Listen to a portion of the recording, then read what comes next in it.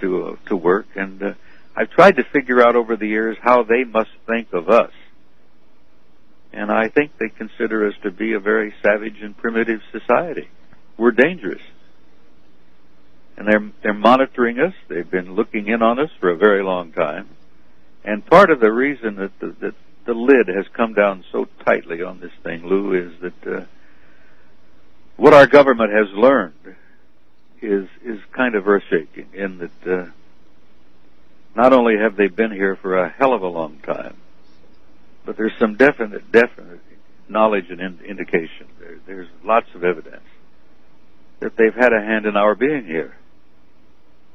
And that is literally one of the things, I think, that makes this thing so sensitive and so difficult. I don't think that there's going to be any kind of disclosure anytime soon. Well, that brings up something of interest to me, at least.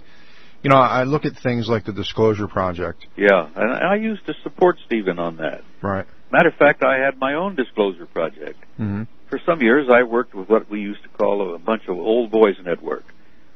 Active duty military guys, all services. A lot of them retired, some still active. And we were working for the same thing. We wanted to have open hearings in Congress. And I worked for that for quite a while. Literally, I went broke working on that program. Mm-hmm. And I thought for a long time, Lou, that there was some hope that we might get some open hearings in Congress. 3 years ago, I ran into a stone wall. I spent 2 full months on the Hill in Washington, D.C. My kid is a career naval officer, and at the time he was assigned to the Pentagon. And I went out to Arlington, and I spent 2 full months staying with him there. And while I was with him, I haunted the Hill. I visited House offices, I visited Senate offices, I spoke to special assistants. I even spoke to congressmen and senators.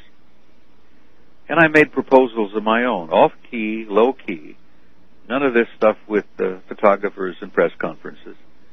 I recognized the sensitivity of this thing politically, and I said, look, you guys really have an obligation to the American people to have some open hearings on this subject. You damn well owe it to the people to tell them the truth.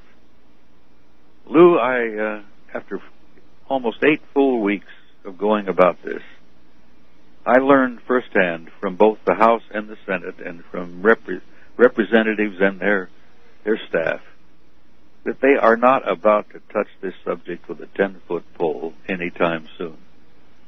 It's too much of a hot potato. Politics being what it is, they kept saying, well, we're concerned, we're interested, we know we don't know the whole story. Yes, we agree with you, Sergeant Major, that we've got to tell the American people something. We owe it to them.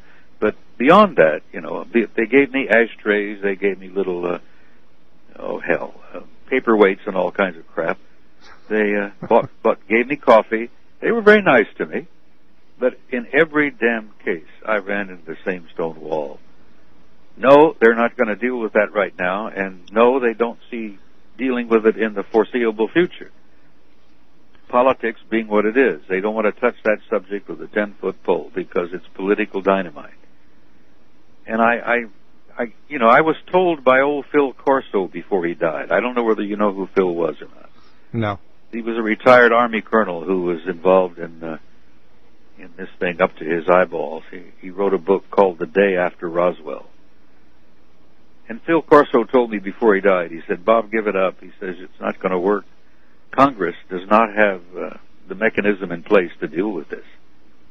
That the cover-up on this thing is so high and so hidden that it ain't going to happen anytime soon. And I take my hat off to Stephen Greer. I know the young man. I respect him. He's a fine emergency room physician, and he's got a lot of hopes and lots of plans, but I think Stephen is a little bit naive. I don't think he quite realizes, Lou, what the public is up against here. This subject is not only hot potatoes, damn it, it's dynamite. Well, Bob, there are a lot of people out there that might not believe in UFOs, extraterrestrials, interdimensional beings, and whatnot.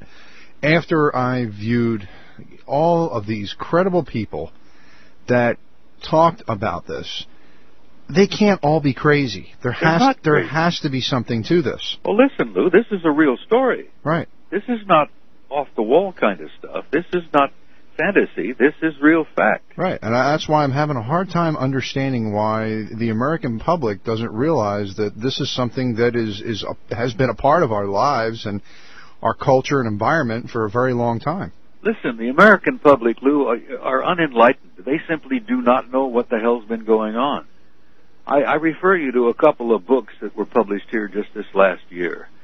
I know you do a lot of research on your own. You do a lot of reading.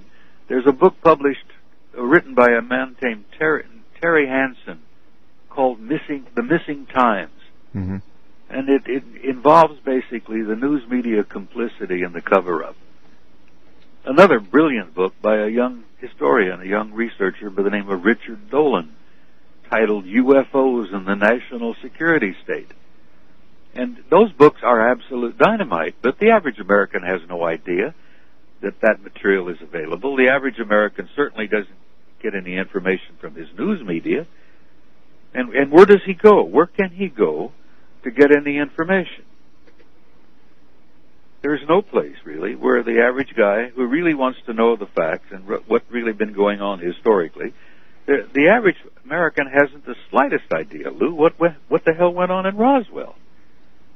Now, I don't know whether you know it or not. Roswell was one of 3 incidents that took place all within about 3.5 months. There were 2 other crashes within 125 miles of Roswell. Roswell was simply one of 3. It was real, but look what the Air Force has done over the years. Look at the stupid, silly answers they've come up with. Mm-hmm. Look what they did to Congressman from New Mexico, Stephen Schiff. He tried to get the answers, and they lied through their teeth to him. The story has not come out. It's not about to come out, and the average American simply does not know what really has been going on. I've devoted 40 years of my life to this thing, and I think I'm a relatively enlightened researcher. I've learned quite a bit, and I'm one of several hundred, I guess, who have done the same thing. But your average guy out there, the guy who goes to work and makes a living, feeds his family, pays his rent, he's not getting information in the newspapers. He sure as hell isn't getting it on television. And there's no place he can honestly go to ask questions without somebody making him feel like an idiot or making him feel like a fool. Right.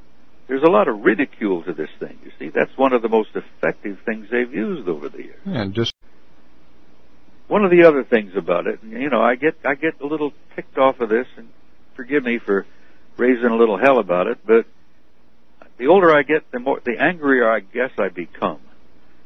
But I'm so sick and tired of what's happened to the government of my country. I've learned over the years, Lou, that what the average American thinks he's got in the way of government is not in reality the government he's got. Because he thinks, the House, Senate, the executive, all of that, that's not the government that we really have. And, I hate the term. I mean, it's almost become a cliche, but we've got a government within a government. We've got a black government, a secret government. And no one knows who the hell these people are. Exactly. I would say there's more than that. Well, what really ticked me off is I really began to realize, doing my digging on this thing and getting information from a lot of different people, there is a budget of at least $100 billion a year to black projects of one kind or another. 90% of them probably are the intelligence agencies. But we've got a black project budget of $100 billion a year, Lou, that there's no oversight, there's no accountability, and that in itself